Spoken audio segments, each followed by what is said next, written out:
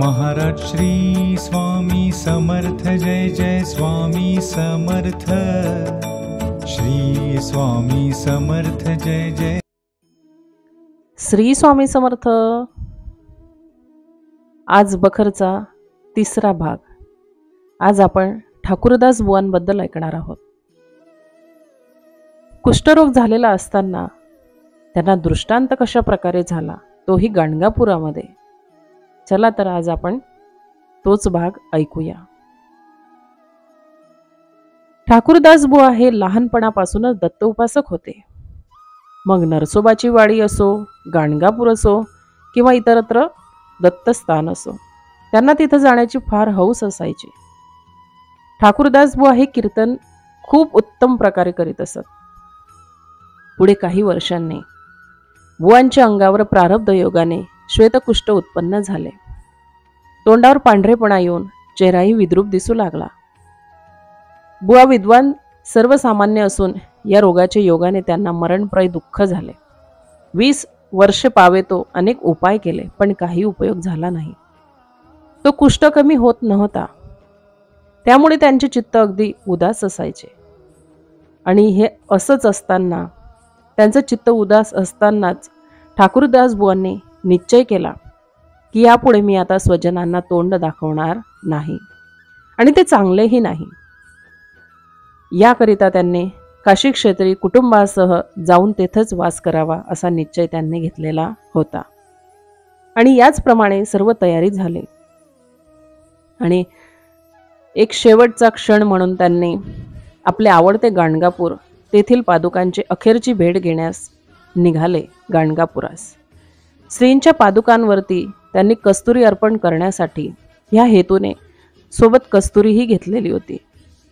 दर्शन घेऊन पादुकांची यथासांग पूजाही त्यांनी केली, मात्र कस्तुरी अर्पण करण्यास त्यांना विसर पडला। मग बुवांनी ब्राह्मण भोजन करून त्या दिवशी मंदिरात उत्तम प्रकारे कीर्तन केले व काशीस जाण्याबद्दल श्रींना आज्ञा मागितली। त्याच रात्री बुवांना दृष्टांत झाला की तू अक्कलकोटास जाऊन श्री स्वामी समर्थ महाराज यांचे दर्शन घे, तुझे रोग बरा होईल, त्या रोगातून तुझी मुक्तता होईल। बुवा प्रातकाळी जागे झाले, तो रात्रीचे दृष्टांताने त्यांना स्मरण झाले। स्नान संध्यादे नित्यकर्म सारून पादुकांचे दर्शन घेऊन बुवांनी अक्कलकोटचा रस्ता धरला। तिसरे दिवशी बुवा अक्कलकोटास पोहोचले। स्वामी महाराज कोठे आहेत त्याचा तपास करण्यासाठी ते इतरत्र सर्वांना विचारू लागले। तेवढ्यात त्यांना कळलं की एक बाहेरगावची एक वेश्या अक्कलकोटात येऊन राहत आहे, तिच्याच घरी महाराज आहेत। असे कळताच बुवा लगबगीने दर्शनास निघाले। श्री स्वामींच्या चरणी मस्तक ठेवून बुवांनी दर्शन घेतले। महाराज बुवांकडे पाहून म्हणाले, हमारी कस्तुरी अभी का अभी हमारे पास लाओ, वो हमें दे दो, असे स्वामी त्यांना म्हणाले।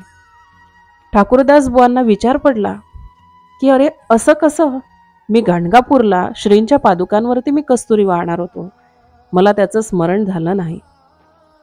मग त्यांनी लगेच त्यांच्या बिऱ्हाळावरती जाऊन ती कस्तुरीची पुडी महाराजांना आणून दिली, आणि त्याच वेळेला त्यांना महाराजांच्या अंतरसाक्षित्वाबद्दल खात्री झाली। लगेच बुवांनी स्वामी समर्थ महाराजांना नमस्कार केला, त्यांच्या चरणी मस्तक ठेवून त्यांना वंदन केलं। श्री स्वामींची सेवा करीत श्री कृष्ण बुवा काही दिवस तेथे राहिले। एके दिवशी बुवा दर्शनास आले असता महाराजांनी जवळची धुनी पेटलेली होती, त्या धुनीतलेच एक जडके लाकूड बुवांच्या अंगावर फेकून मारले। सेवेकरांनी जय जयकार करून बुवास सांगितले की तुमचे कार्य झाले। ते काष्ट जाण्यासाठी त्यांनी महाराजांनी त्यांच्या अंगावरती जे फेकलेलं लाकूड होतं ते उगाळून त्यामध्ये रोज गाणगापूरचं भस्म मिश्रण करून त्यात ते त्या लेपावरती लावू लागले। हा त्यांचा नित्यक्रम झालेला होता। याप्रमाणे काही दिवस गेल्यावर बुवांचे कुष्ठ नाहीसे झाले। त्यांच्या कुटुंबामध्ये त्यांची सौ म्हणजेच राधाबाई श्री स्वामी समर्थ महाराजांची एकनिष्ठ भावाने सेवा करीत असे। बुवास त्यावेळेस एक 7 वर्षाची कन्या होती। बाईने महाराजांना पुत्रप्राप्तीबद्दल प्रार्थना केली.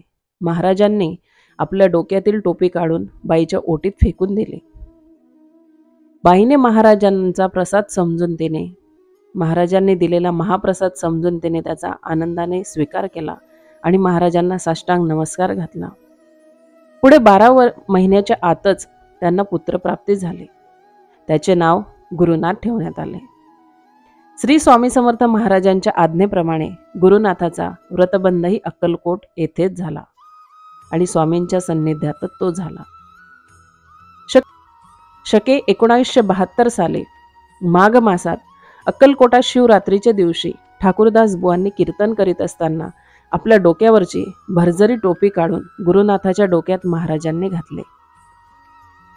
पुढे ठाकूरदास बुवा श्री स्वामींचे पूर्ण भक्त झाले. त्या वर्षी गुरुप्रतिपदेच्या उत्सवात येऊन 4 दिवस अक्कलकोटास कीर्तन करीत आनंद करीत अशा प्रकारे त्यांनी त्यांचा क्रमभाग चालवला. श्री स्वामी समर्थ महाराजांच्या पादुका मुंबईत त्यांनी ठाकूरद्वारी स्थापन केल्या आहेत. ठाकूरदास बुवा हल्ली कैलासवासी आहेत, पण गुरुनाथ बुवा म्हणजेच ठाकूरदास बुवांचे पुत्र गुरुनाथ बुवा ठाकूरद्वारी श्री समर्थांचे भजन पूजन भक्तिपुरस्सर करीत असतात. ठाकूरदास बुवांचा कुष्ठपरिहार झाल्यावर ते हमेशा अक्कलकोटास येऊन श्री स्वामी समर्थ महाराजांचे कीर्तन पूजन करीत असत. एके दिवशी बुवांच्या मनात असे आले की श्री स्वामींपासून आपण गुरुपदेश घ्यावा आणि तो आपल्याला मिळावा. असे त्यांच्या मनात येताच महाराज फार रागावून म्हणाले आणि म्हणू लागले, हमको कायकू सताता है, हम पंतोजी पण नहीं करता. गाठ के गुरु बाट के चेले हम करते नहीं. पुढचे वर्षी बुवांनी निर्धार केला की मरण आले तरी पुरवले, पण श्री स्वामी समर्थांचा अनुग्रह घेतल्या वाचून राहायचे नाही. असा निर्धार करून महाराजांसमोर बुवा उभे राहिले.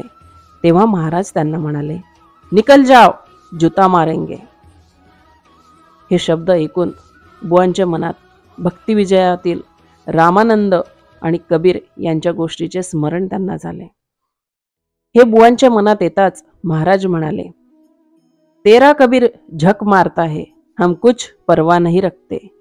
हे शब्द ऐकून महाराजांचे अंतरसाक्षित्वाबद्दल बुवांस परम आश्चर्य वाटले व महाराज केवळ दत्तमूर्ती आहेत असा निश्चय करून अखेरपर्यंत त्यांनी श्री स्वामी समर्थ महाराजांची सेवा केली.